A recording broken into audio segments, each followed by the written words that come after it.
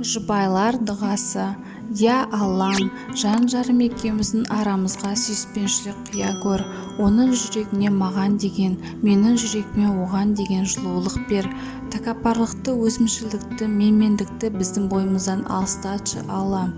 Бір-бірімізді бағалауды, сүюді, қабылдауды, қалауды, түсінуді, кешіруді бізге үйретші, Тәңірім.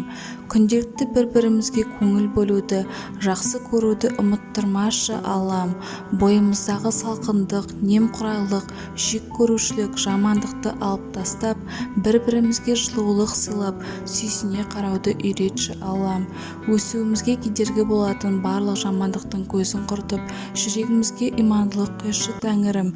Егер де екеуміздің біреуміз төмен, біреуміз жоғары болсақ, біздерді теңестіріп, үйлестіріп, жарасын ұшып қыла көр, Аллам. Біздің салқындығымыздың, жаман қылықтарымыздың, ұрыс-керістеріміздің кесірі балаларымызға тиіп кетпеу үшін, Тәңірім, өз күнәмізді көруге, түсінуге, сана құйып, жаман мінезімізді өзгертуге шама бер, Аллам. Аллам, сенің біріктірген одағың бөлініп кетпеуіне, бар бақытымыз бөлініп кетпеуіне, балаларымыз жыламауына, шаңырағымыз құламауына сенен үміт етіп пана сұраймыз.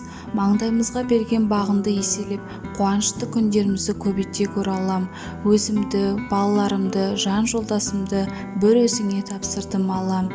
Біздерді өзің қалағандай әдемі, бақытты, жарасымды жұп ете көр, Аллам.